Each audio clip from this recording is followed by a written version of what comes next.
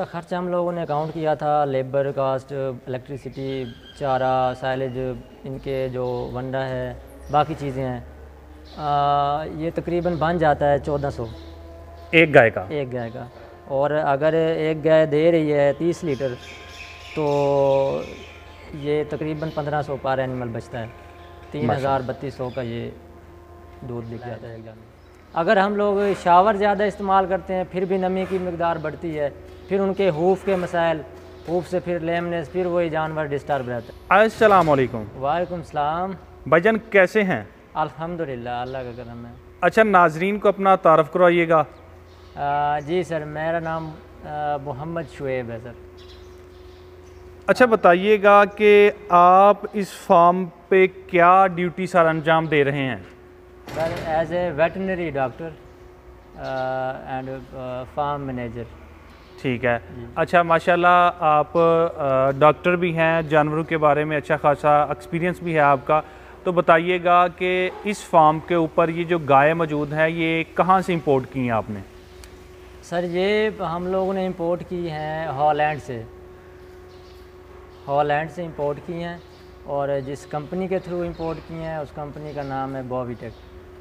उसके ऑनर हैं डॉक्टर उमर फ़रूक साहब। ठीक है।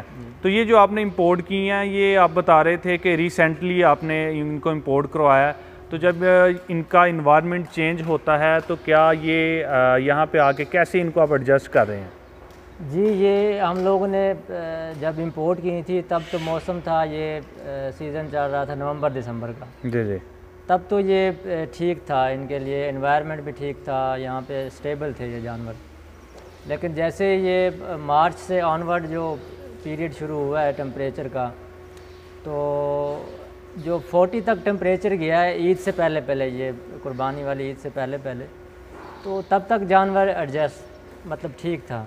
ईद के बाद जैसे ही हबस शुरू हुई है तो हबस में ये जानवर थोड़ा डिफ़िकल्टीज़ होती हैं, मुश्किलात पैदा आती हैं। इसमें जानवर में लेमनेस के मसले आते हैं। उसके अलावा जानवर हीट स्ट्रेस में भी जाता है, जानवर वीक भी होता है, जानवर का इंटेक भी कम हो जाता है। तो ज़्यादा जो इस जानवर को मसला आता है वो हबस का है। बाकी ये 38, 39, 40 तक इनका टेम्परेचर जो है तब तक ये ठीक रहता है जानवर।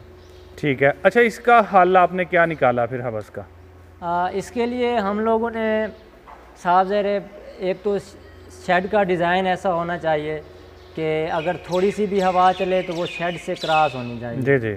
उसके बाद जो हर डेयरी पे हो रहा है कि पंखे लगाए जाते हैं, शावर लगाए जाते हैं, तो ज़्यादा से ज़्यादा जो है पंखे चलाए जाएँ।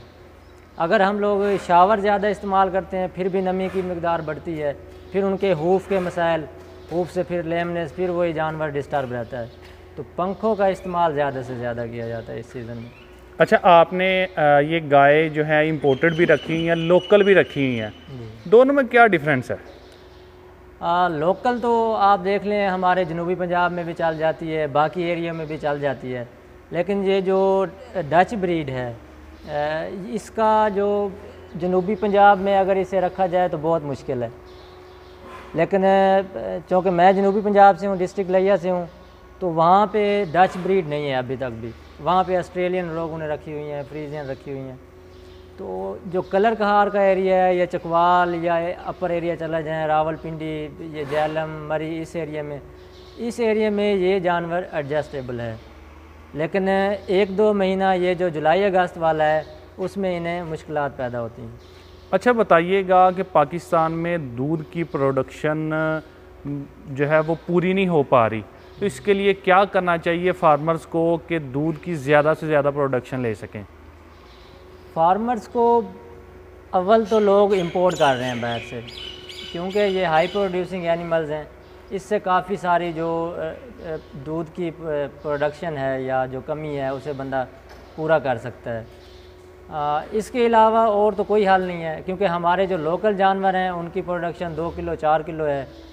तो अगर इन जानवरों को मेंटेन किया जाए, इनसे अच्छी नस्ल ली जाए, इस माहौल में इसे एडजस्ट किया जाए तो अच्छी खासी प्रोडक्शन हासिल की जा सकती है। अच्छा डॉक्टर साहब, एक दफ़ा तो इंपोर्ट कर ली एक गाय जो कि काफ़ी कॉस्टली होगी, उसकी आगे ब्रीड लेने के लिए जब उसकी ब्रीड ली जाएगी तो जितनी जो गाय इंपोर्ट की है उसी के मुताबिक वो दूध की प्रोडक्शन होगी या यहाँ पे जो ब्रीड होगी वो कम कर देगी? नहीं जी, जैसे हम लोगों ने अब हॉलैंड से इंपोर्ट की हैं, इसकी जो नेक्स्ट जनरेशन होगी उसकी प्रोडक्शन भी पेरेंट की तरह होगी। यानी कि अगर एक पेरेंट एक फ़ीमेल इधर दे रही है 40 से 45 लीटर या 50 लीटर, तो इसकी जो हीफर आएगी, जो अगली जनरेशन होगी, उसका भी 40+ होगा और वो ज़्यादा एडजस्टेबल होगा इस इन्वायरमेंट में, क्योंकि वो इसी माहौल में पैदा हुआ है और इसी माहौल में जानवर बड़ा हो रहा है। तो उसके लिए जो मुश्किलात इनके लिए पैदा हो रही हैं उनके लिए ज़्यादा नहीं होंगी। ठीक है। जब एक आपने इनसे एक ब्रीड ले ली, फिर जो पाकिस्तान में आके इनकी जनरेशन होगी, उससे आगे जो जनरेशन बढ़ेगी, दूध की प्रोडक्शन वो पहले जैसी की रखेंगी? जी, दूध की प्रोडक्शन सेम रहती है। यानी कि क्योंकि अगर आप जेनेटिक चेंज नहीं करते, जैसे अब ये हमारे पास डच ब्रीड है, अगर इनका हम सीमन भी वही इस्तेमाल करते हैं, आर्टिफिशियल इंसेमिनेशन अगर डच सीमन का ही करते हैं, तो फिर जनरेशन में कोई फ़र्क नहीं आता, प्रोडक्शन भी मेंटेन रहती है। हाँ, अगर हमें इन्हें क्रॉस या लोकल सीमन इंजेक्ट करते हैं तो फिर मसले आते हैं। ठीक है। अच्छा, ये बताएं कि इसका मतलब है कि एक दफ़ा इंपोर्ट कर ली जाए तो इसको मज़ीद पाकिस्तान में इस जनरेशन को बढ़ा के तो दूध की कमी पूरी की जा सकती है? इंशाल्लाह उससे हो जाएगी। ठीक है।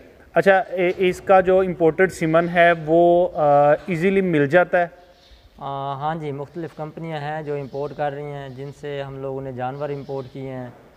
बोवीटेक वो भी सीमन दे रहे हैं, बाकी मुख्तलिफ़ कंपनियां हैं, क्लाउड एग्री है, वो भी डच के सीमन इंपोर्ट कर रही हैं बाहर से, तो सीमन इजीली अवेलेबल है, वो मिल जाता है। अच्छा, ये गाय तो इंपोर्ट करने पे अच्छे खासे खर्च आ जाते हैं। इनकी जनरेशन जो आप खुद तैयार करेंगे वो तकरीबन एक गाय कितने में पड़ जाएगी? वो तैयार करते करते तकरीबन 3-3.5 लाख की पड़ जाती है एक हीफर। एक हीफर 1 साल 15 महीने में इनकी हीफर तैयार हो जाती है, तो तकरीबन इतना लग जाता है। 3 लाख लग गया उस पर, तो ये वाली गाय जो है ये कितने की आएगी? ये तो हम लोगों ने जब इंपोर्ट की है ये 5.5 लाख की है, और आजकल जो जैसे डॉलर की उड़ान है या बाकी यूरो है, तो आजकल ये जानवर तकरीबन है 8 लाख तक। 8 लाख तक? 8 लाख। तो इससे बेहतर है कि एक दफ़ा इंपोर्ट किए और उससे आगे जनरेशन जो है वो बढ़ाएं। हाँ जी। अच्छा, मैक्सिमम कितना दूध लिया आपने इनसे? मैक्सिमम जो पर एनिमल है जो हमारे पास जानवर गया है वो 36-37 तक गए हैं, और जो एवरेज हम 20 जानवरों से ले रहे हैं वो 29 थी, लेकिन अब जो कि मौसम डिस्टर्ब हुआ है तो अब 25-26 इतनी आ रही है।